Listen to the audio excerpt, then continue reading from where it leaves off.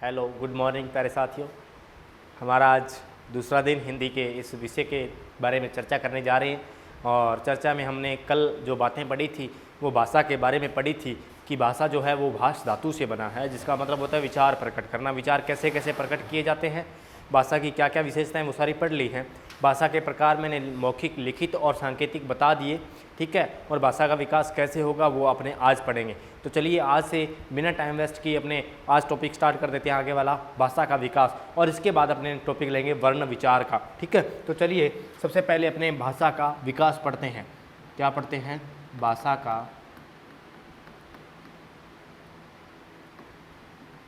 विकास। क्या पढ़ेंगे? भाषा का विकास। और मैं आपको 3 तरीकों से भाषाओं का विकास बताऊंगा कि जो हिंदी भाषा का है ये विकास कैसे हुआ है, वो 3 तरीकों से बताने जा रहा हूँ। एक पहला तो ऐतिहासिक दृष्टि से हिंदी कहाँ से आई, कहाँ से उभर कर आई है, उसकी बात करेंगे। ऐतिहासिक दृष्टि से हिंदी का विकास कैसा हुआ। चलिए दूसरी बात करते हैं अपने भौगोलिक दृष्टि से।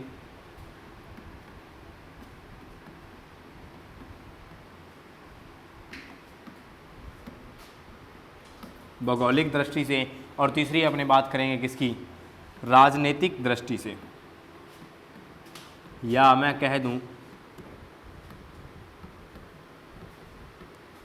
दूं संवैधानिक दृष्टि से। संवैधानिक लिख दो, संवैधानिक लिख दो, संवैधानिक दृष्टि से। तो कहने का मतलब या तो ऐतिहासिक दृष्टि से हिंदी भाषा का विकास पढ़ेंगे, या अपने राजनीतिक दृष्टि से, या फिर अपने क्या पढ़ेंगे? भौगोलिक दृष्टि से हिंदी भाषा का विकास पढ़ेंगे, ठीक है। तो चलिए अपने स्टार्ट करते हैं। पहला पॉइंट, क्या हिंदी भाषा का जो विकास है वो अपने पढ़ने वाले हैं। और हिंदी भाषा के विकास में अपने पहली जो चर्चा कर लेते हैं वो कर लेते हैं किसकी?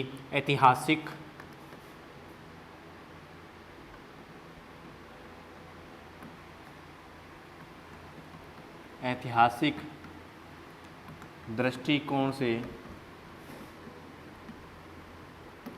हिंदी का विकास।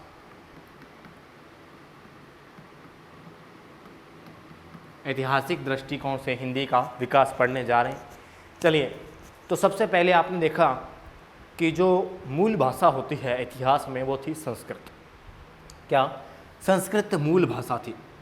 मैंने लिखा क्या? मूल भाषा जो थी ऐतिहासिक दृष्टिकोण से मूल भाषा क्या थी? संस्कृत थी। क्या थी? संस्कृत।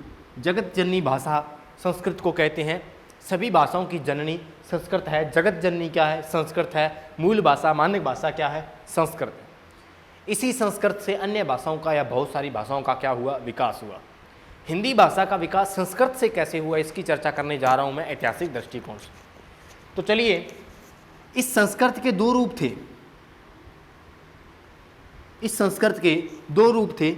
एक तो वैदिक भाषा की संस्कृत, किसकी? वैदिक भाषा की। और एक थी लौकिक भाषा की संस्कृत। लौकिक भाषा की संस्कृत। वैदिक भाषा की संस्कृत या लौकिक भाषा की संस्कृत, इस संस्कृत के क्या बन जाते हैं? 2 रूप बन जाते हैं। ध्यान रखिए, मूल भाषा क्या थी? संस्कृत। और संस्कृत के 2 रूप हैं। एक तो कौन सा? वैदिक संस्कृत, और एक था लौकिक संस्कृत। लौकिक और वैदिक संस्कृत के बारे में चर्चा। चलिए नेक्स्ट, वैदिक जो संस्कृत थी, ध्यान से सुनिएगा, वैदिक जो संस्कृत थी, वेदों में प्रयुक्त जो संस्कृत भाषा थी, वेदों में प्रयुक्त जो संस्कृत भाषा थी वो कौन सी है? वो वैदिक होती है। वेदों में प्रयुक्त संस्कृत जो भाषा थी वो वैदिक होती है, ठीक है। बताऊंगा अभी। चलिए लौकिक के बारे में चर्चा कर लेते हैं। ग्रंथ जैसे रामायण, महाभारत, ये जो ग्रंथ है, रामायण और महाभारत जैसे ग्रंथ हैं, इनमें जो प्रयुक्त भाषा है वो लौकिक संस्कृत है। कैसी है? लौकिक संस्कृत है। बोर्ड पे देखिए, वैदिक जो संस्कृत थी, वैदिक जो संस्कृत, इसकी बात बताऊं तो ये क्या थी? कठिन थी थोड़ी। क्या थी? कठिन थी। इसका विकास यहीं रुक गया। क्या? इसका विकास ही नहीं हुआ। विकास नहीं हुआ। विकास नहीं हुआ किसका? वैदिक का। लेकिन लौकिक का आगे क्या हो जाता है, ये सरल थी, थोड़ी सरल संस्कृत थी और इसका विकास हो जाता है। बोर्ड पे देखिए वैदिक जो थी ये क्या थी, थोड़ी कठिन थी और इसका विकास रुक गया। आमतौर पे अपने यही देखते हैं ना, अपने क्या है सरलता की तरफ दौड़ते हैं। इंसान की एक खास बात होती है कि वो कठिन सरलता की तरफ जाता है, जहाँ अपने को सरल मार्ग लगता है उसी की तरफ जाता है। तो जो भाषाएं अपने को क्या लगती हैं, आज भी अपने क्या करते हैं, सरलता की ओर जाते हैं। हिंदी में बहुत सारे ऐसे शब्द होते हैं, उनको छोड़ के उनको अपभ्रंशित करके शब्द बना लेते हैं और क्या कर लेते हैं, उन्हीं का प्रयोग करते हैं। तो ये क्या था, विकास के बारे में अगर चर्चा करूं तो ये क्या था, सरलता की ओर जाने के कारण वैदिक का विकास वहीं रुक गया और सरलता की तरफ जाने के कारण वैदिक का विकास रुकने के कारण विकास किसका हुआ, लौकिक का ज़्यादा हुआ। वैदिक जो संस्कृत थी ये वेदों में प्रयुक्त होती थी, वेद उपनिषद या वेद थे, इनमें प्रयुक्त हुई क्या, वैदिक संस्कृत। और वैदिक संस्कृत बहुत ही ज़्यादा कठिन थी, इसलिए उसका विकास रुक गया, लोगों ने प्रयोग करना बंद कर दिया और किसको अपना लिया, लौकिक को अपना लिया। लोग तो वहीं चलते हैं ना, मुख सुख के आधार पे, जहाँ मुख को सुख लगता है अपने उधर जाते हैं। जैसा मुख को सुख लगा वैसे ही बोल दिया उसको, यस और नो। क्यों, स्पष्ट उच्चारण करने में जोर आता है ना, थोड़ा स्पष्ट उच्चारण करते हैं तो अपने को पूरा ऐसे स्पष्ट उच्चारण करने में थोड़ा जोर, कठिनता महसूस होती है। तो स्पष्ट उच्चारण और स्पष्ट जो कठिन वाली संस्कृत थी उस वो वैदिक थी और वेदों में प्रयुक्त थी संस्कृत भाषा, वैदिक संस्कृत। और ये क्या थी, विकास इसका रुकने का यही कारण था, कठिन थी, लोगों ने प्रयोग करना बंद कर दिया। लौकिक थोड़ी सरल थी, लोगों ने इसमें ग्रंथ भी लिखे, रामायण महाभारत हैं, ठीक है, रामचरितमानस है, ऐसे जो ग्रंथ लिखे गए वो क्या हैं, लौकिक भाषा के अंदर, लौकिक संस्कृत भाषा में लिखे गए हैं। क्या, लौकिक संस्कृत भाषा में ऐसे जो ग्रंथ है वो लिखे गए हैं। चलिए, इस वैदिक का विकास रुक गया, लेकिन लौकिक का आगे क्या हो गया, विकास हो जाएगा। क्या हो जाएगा, विकास। लौकिक संस्कृत का आगे विकास करने जा रहा हूं, उसको देखें।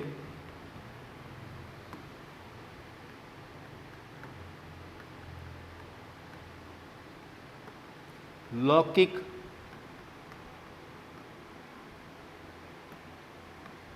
संस्कृत भाषा, लौकिक संस्कृत भाषा। लौकिक संस्कृत भाषा का आगे विकास हुआ और ये बन जाती है पाली भाषा। कौन सी भाषा, पाली भाषा। लौकिक का आगे जब विकास हुआ तो ये कौन सी भाषा बन गई, पाली भाषा बन गई। लौकिक की से बनकर आई कौन सी भाषा, पाली भाषा बनकर आई लौकिक से। और ये पाली भाषा जो है ये बौद्ध धर्म के ग्रंथों में प्रयुक्त हुई। कौन से ग्रंथों में, बौद्ध धर्म के ग्रंथों में प्रयुक्त हुई।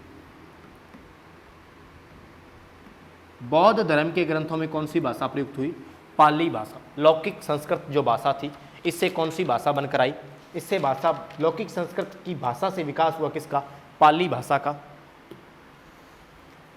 और पाली भाषा के अंदर कौन से किस किस धर्म के ग्रंथ लिखे गए, बौद्ध धर्म के ग्रंथ लिखे गए। जिस प्रकार त्रिपिटक जो ग्रंथ है, त्रिपिटक ये बौद्ध धर्म के ग्रंथ थे 3, ठीक है, अधिदम्ब और ऐसे टाइप के कुछ ग्रंथ हैं। तो ये बौद्ध धर्म के जितने भी 3 ग्रंथ लिखे गए हैं जिनको त्रिपिटक कहते हैं, ये कौन सी भाषा में लिखे गए, पाली भाषा में लिखे गए। और पाली भाषा कहाँ से आई, लौकिक संस्कृत भाषा से आई पाली भाषा। ध्यान रखिएगा, पाली भाषा बनी, पाली भाषा से विकृत होकर और बन गई अब कौन सी, प्राकृत भाषा। कौन सी, प्राकृत भाषा। कौन सी भाषा, प्राकृत भाषा। और प्राकृत भाषा में जैन धर्मों के ग्रंथ लिखे गए। जैन धर्मों के जो ग्रंथ हैं, जैन धर्मों नहीं, धर्म के ग्रंथों का लेखन कार्य, ग्रंथों का लेखन कार्य के कौन सी भाषा में हुआ, प्राकृत भाषा में हो गया। जैन धर्मों के ग्रंथों को किस भाषा में लिखा गया, प्राकृत भाषा में लिखा गया। जैन धर्मों के ग्रंथों को प्राकृत भाषा में लिखा गया। जैसे जैन धर्म का ग्रंथ प्रचलित है कौन, आगम। ये आगम जो ग्रंथ है ये कौन सी भाषा में लिखा गया, प्राकृत। त्रिपिटक के जो 3 ग्रंथ है ये पाली भाषा में लिखे गए। तो संस्कृत के मैंने 2 रूप बता दिया आपको, वैदिक और लौकिक। वैदिक और लौकिक, और लौकिक जो आगे लौकिक का विकास हुआ तो पाली बनी। पाली जो है ये बौद्ध धर्मों के ग्रंथों में प्रयुक्त हुई। पाली के बाद प्राकृत भाषा बन गई और प्राकृत जैन धर्मों के आगम जैसे ग्रंथों में प्रयुक्त हुई। इसी प्राकृत भाषा को आगे लेके चलता हूं, देखते जाइएगा।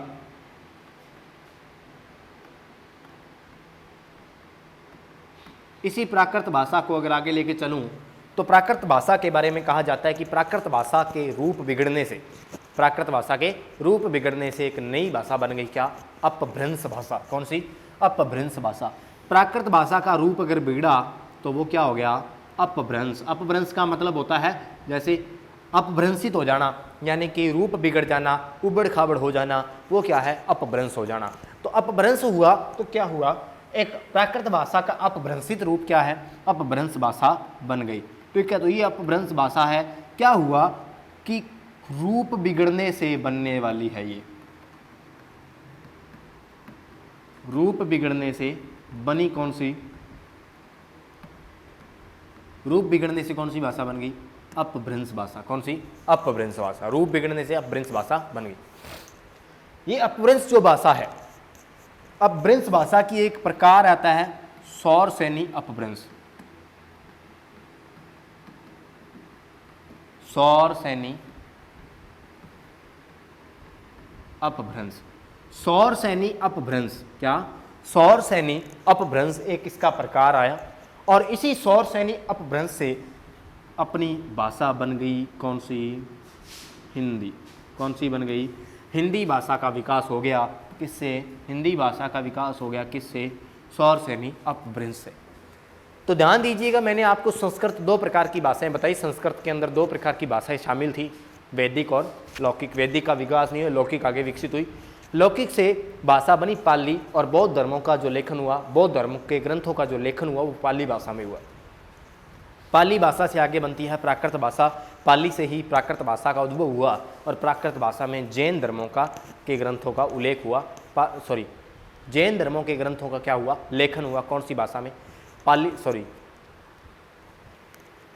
प्राकृत भाषा में जैन धर्मों के ग्रंथों का, आगम जैसे ग्रंथों का लेखन हुआ। इस प्राकृत भाषा के रूप बिगड़ने से कौन सी भाषा बन गई है? अपभ्रंश भाषा। और अपभ्रंश भाषा का एक प्रकार आता है सौरसेनी अपभ्रंश, और इसी से विकास हुआ किसका? हिंदी का विकास हुआ। इसी से किसका विकास हुआ? हिंदी का विकास हो गया। और हिंदी का विकास हुआ तो आपको कोई क्वेश्चन पूछ ले कि हिंदी का विकास कौन सी भाषा से हुआ, तो आप सबसे नज़दीक वाला आंसर कौन सा दोगे? सौरसेनी अपभ्रंश। अगर ये नहीं है तो आप कौन सा आंसर दोगे? अपभ्रंश। ये नहीं है, आप कौन सा आंसर दोगे? प्राकृत।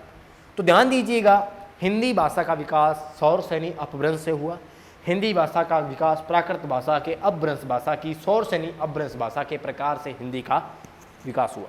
ये बात थी ऐतिहासिक दृष्टि से, मैंने आपको हिंदी भाषा का विकास है बताया। चलिए मैं भौगोलिक दृष्टि से बात करूँ अगर हिंदी भाषा के विकास की। हिंदी भाषा की भौगोलिक दृष्टि के रूप में देखें कि भौगोलिक दृष्टि से कहाँ कहाँ प्रचलित हुई,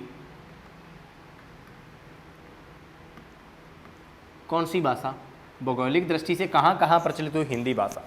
तो भौगोलिक दृष्टि से अगर भौगोलिक विकास देखा जाए तो हिंदी जो है ये अपना जो भारत है,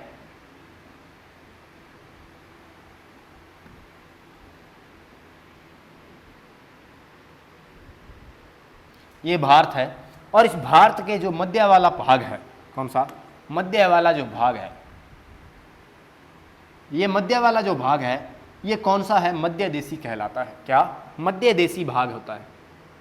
तो मध्य देशी भाग जो है जिसमें क्या? राजस्थान है, हरियाणा है, महाराष्ट्र है, मध्य प्रदेश है, उत्तर प्रदेश है, छत्तीसगढ़ है, मध्य प्रदेश है, हिमाचल प्रदेश है, दिल्ली है। ठीक है, तो ये सारे जितने भी राज्य हैं ये मध्य वाले हैं, ये मध्य बिल्कुल मध्य में है ये। ठीक है, तो इनमें किसका विकास हुआ? इनमें हुआ हिंदी भाषा का विकास।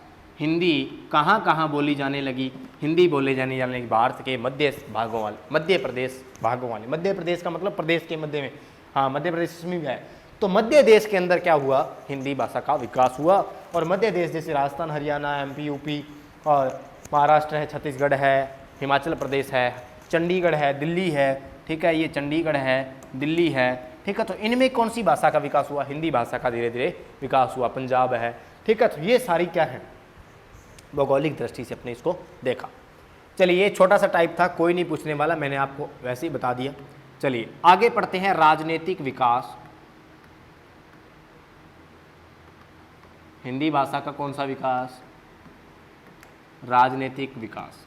और राजनीतिक विकास के बारे में अगर चर्चा करूं, राजनीतिक रूप से विकास कब हुआ, तो ध्यान रखिएगा, बोर्ड पे देखिए, पानी पी लूं थोड़ा।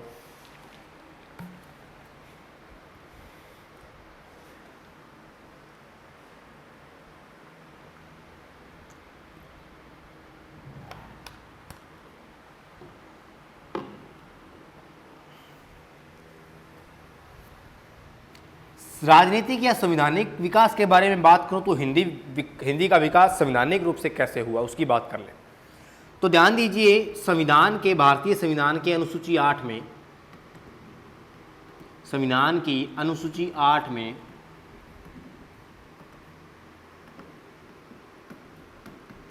22 भाषाओं का उल्लेख है।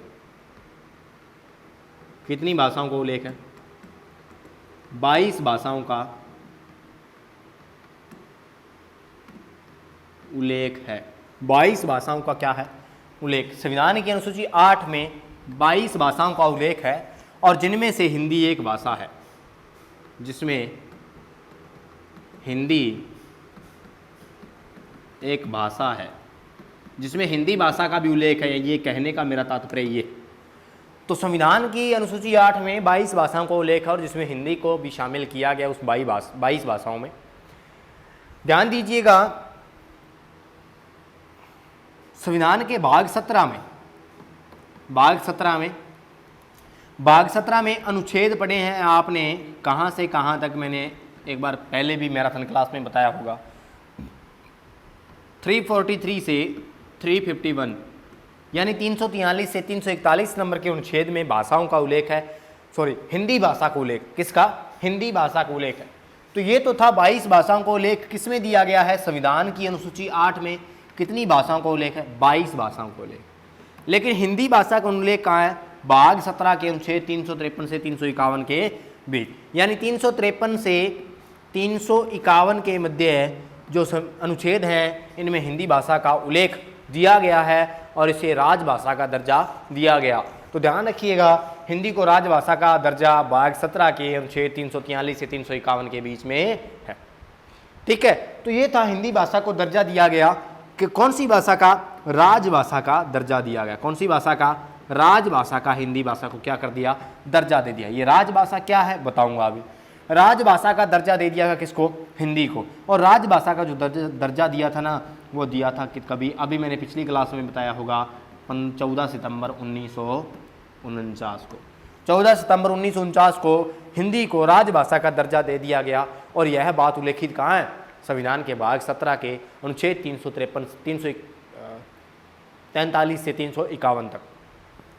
343 से 351 तक जो है वो राजभाषा के दर्जे के रूप में 14 सितंबर 1949 को हिंदी भाषा को स्वीकार कर लिया गया।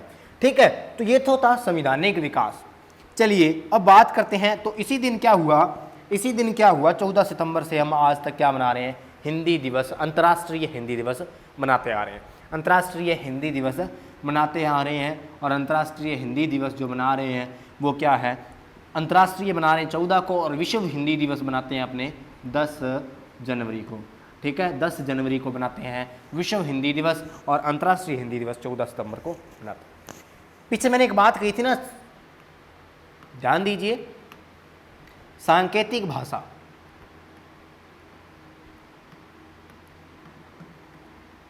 सांकेतिक भाषा का मतलब होता है साइन लैंग्वेज।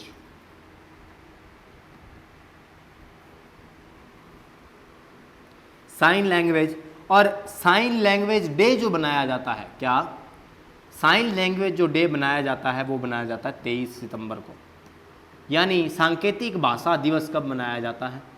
सांकेतिक भाषा दिवस कब मनाया जाता है? 23 सितंबर को। 23 सितंबर को सांकेतिक भाषा दिवस मनाया जाने लग गया।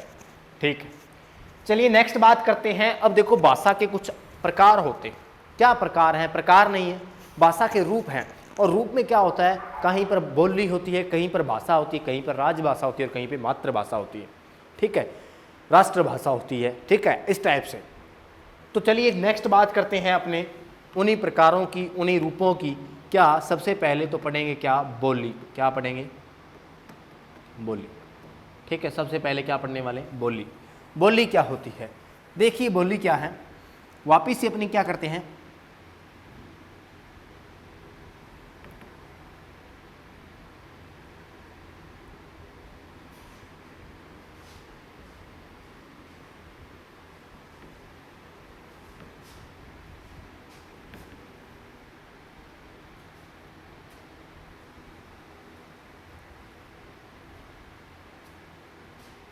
चलो सीधा बताते हैं, डायग्राम बनाने की जरूरत नहीं है। क्यों नहीं जरूरत, मैं आपको सीधा बताता हूँ। देखो ये अपना राजस्थान है,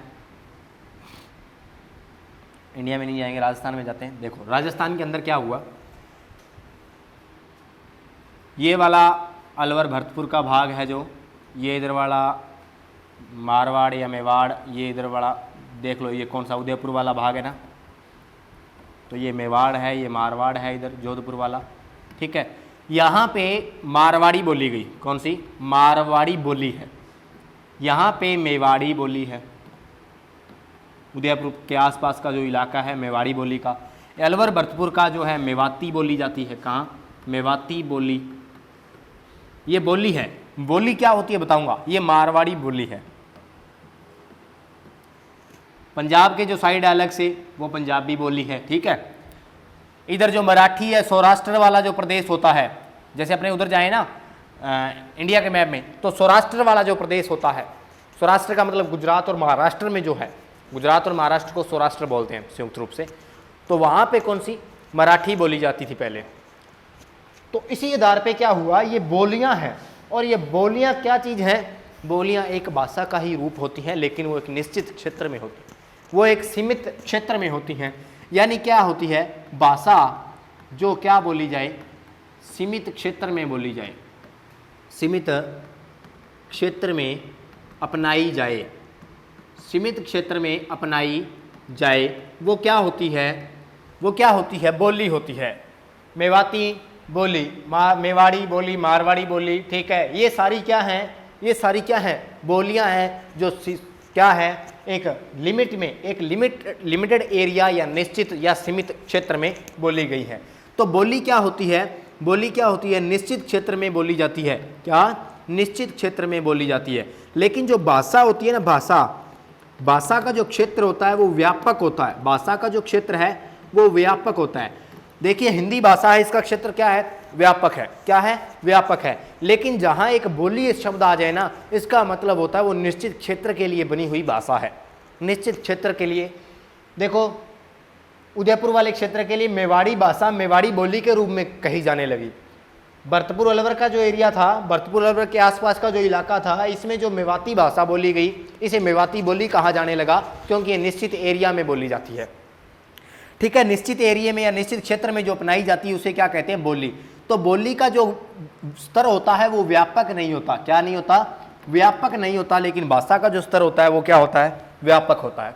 तो ये भाषा और बोली के अंदर अपने डिफरेंस किया कि भाषा का जो स्तर है वो व्यापक है और बोली का स्तर जो है वो व्यापक है नहीं। एक होती है राजभाषा। राजभाषा के अगर मैं बारे में बात करूं तो राजभाषा क्या होती है, किसी राज्य का संचालन, किसी राज्य के शासन का संचालन जिस भाषा में होता है, शासन का संचालन जिस भाषा में होता है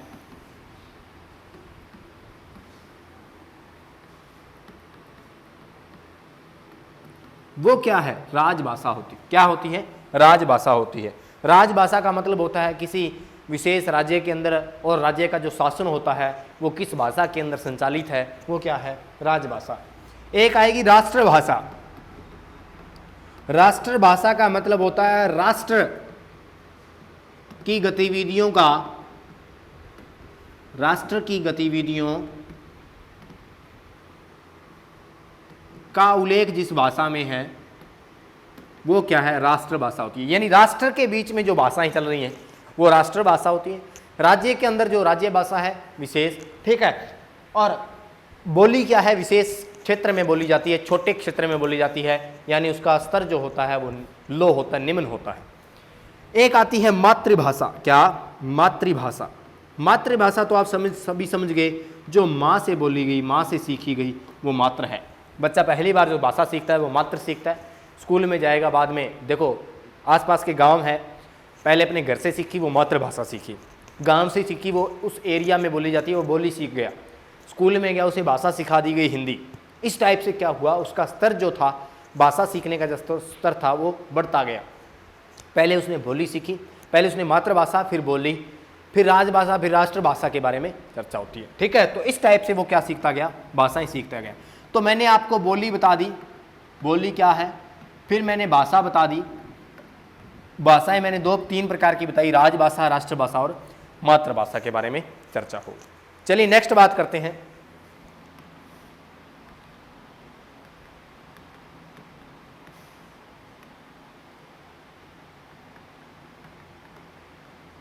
भाषा को सीखना, कैसे भाषा को सीखा जाता है उसकी चर्चा करते हैं।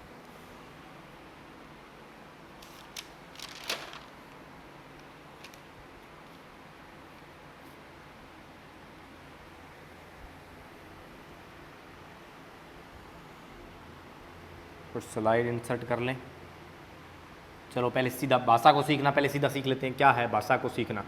देखो, भाषा को जो सीखने का जो साधन होता है वो होती है व्याकरण। क्या? व्याकरण। भाषा को सीखने का जो साधन है वो क्या है? व्याकरण। और भाषा को जो सीखने का साधन है वो व्याकरण है। तो ध्यान दीजिएगा कि व्याकरण जो है वो बना किससे है? वो वी प्लस आकरण से बना है, वी प्लस आकरण से बना है। भाषा को कैसे, भाषा में गुणवत्ता का विकास कैसे किया जाए, भाषा में गुणवत्ता का विकास कैसे किया जाए, वो अपने किसके द्वारा सीखते हैं? व्याकरण के द्वारा सीखते हैं। और व्याकरणिक दृष्टि से अपने क्या देखें कि व्याकरण का अर्थ क्या है? वो क्या है कि वी प्लस आकरण से बना है, जिसका मतलब होता है भली भांति जान लेना, भली भांति जान लेना, भली भांति जान लेना। और भली भांति जान लेना किसको जान लेना? व्याकरणिक तथ्यों को जान लेना। क्या? भली भांति जान लेना। रुको, भली भांति जान लेना। तो देखिए व्याकरण का जो शाब्दिक अर्थ मिला मेरे को वो क्या हुआ? भली भांति समझना, किसी भी चीज को क्या भली भांति समझना, ये इसका क्या हुआ? शाब्दिक अर्थ हुआ। और हम भली भांति किसके व्याकरण को समझने जा रहे हैं? हिंदी के व्याकरण को समझने जा रहे हैं। और व्याकरण से होगा क्या वो सुनिए। व्याकरण से हुआ क्या वो समझिए। व्याकरण से हमारे में किसका विकास हुआ? हमें शुद्ध उच्चारण करना आ गया। क्या? व्याकरण से किसका विकास हुआ? शुद्ध उच्चारण का विकास हुआ। क्या? शुद्ध उच्चारण का जो विकास हुआ वो कहाँ से हुआ? शुद्ध उच्चारण का विकास जो हुआ वो कहाँ से हुआ? व्याकरण से हुआ। अगर व्याकरण आती है हिंदी की, हमने शुद्ध उच्चारण किया, अपने को पता ही नहीं था, व्याकरण नहीं आती थी तब पता ही नहीं था क्या किसको क्या बोलना है। अपने देखिए शुद्ध उच्चारण का अगर छोटा सा एग्जाम्पल बताऊं तो ये जो 3 है ना, इन तीनों को आपने सही बोला है। क्या बोला है? सही बोला है। तीनों को आपने क्या बोला है? सही बोला है। व्याकरण नहीं आती थी तो पहले अपने तीनों को यही बोलते थे, ये लो,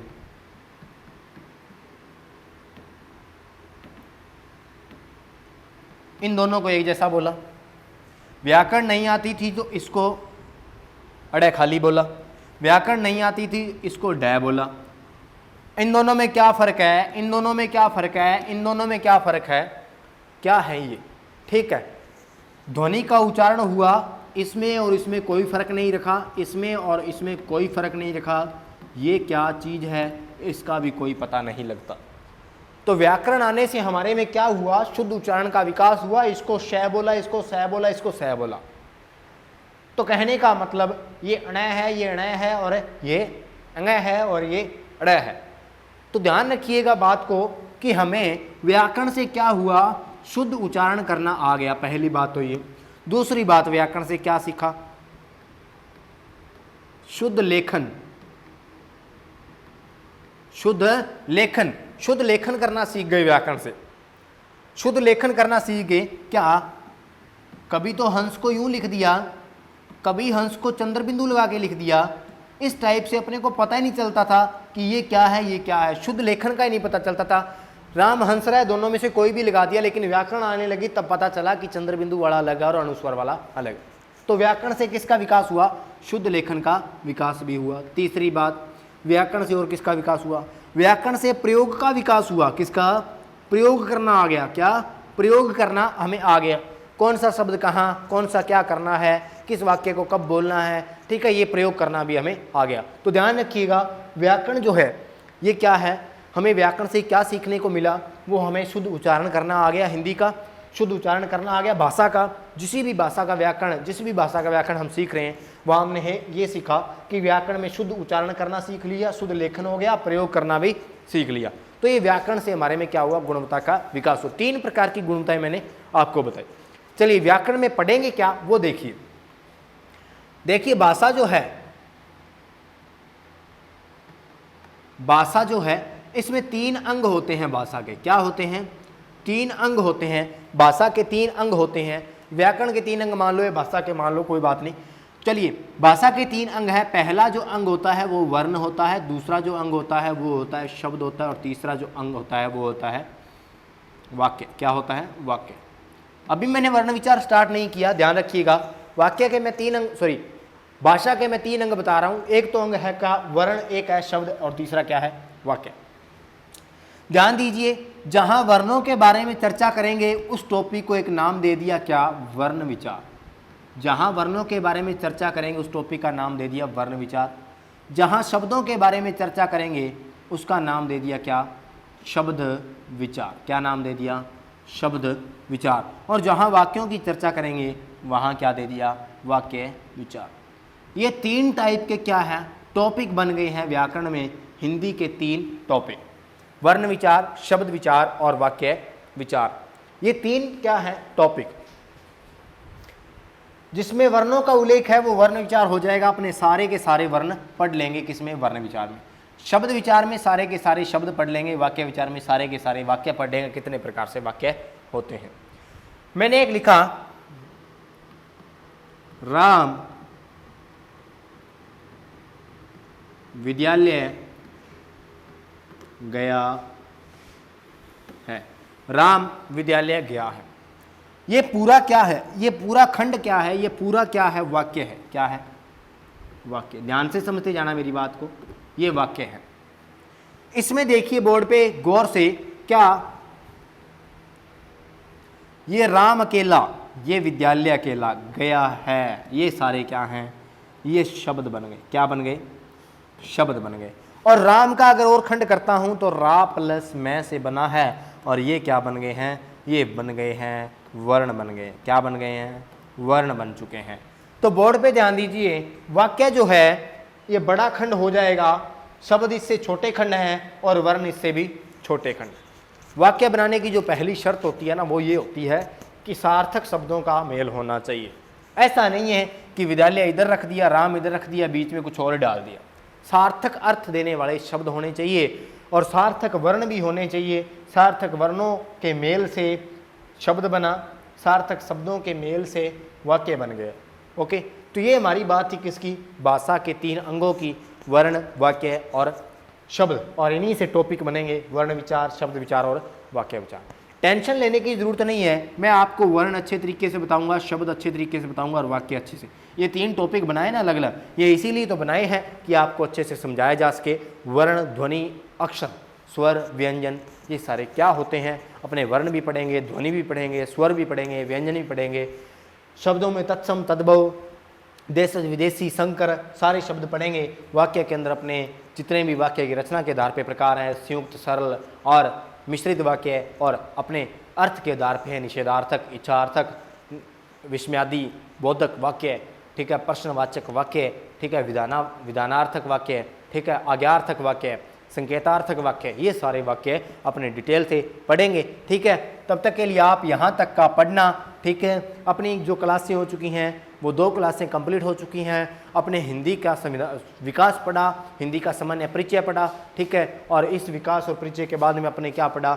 हिंदी की भाषाओं के प्रकार पढ़े, भाषा कौन से प्रकार की होती है, बोली क्या होती है, और भाषा के अंग पढ़िए। चलिए, कल से हमारा टॉपिक स्टार्ट हो जाएगा वर्ण विचार। जुड़ जाइए मेरे साथ। रीट, पटवारी और एसआई के जो बच्चे हैं, जो एसआई की प्रिपरेशन करना चाहते हैं, बहुत ही अच्छी तरीके से अपने को हिंदी यहाँ करने को मिलेगी। ठीक है, तो हमारे 2 क्लासेज होंगी, कल आपको तीसरी क्लास देखने को मिलेगी। तब तक के लिए जय हिंद, जय भारत।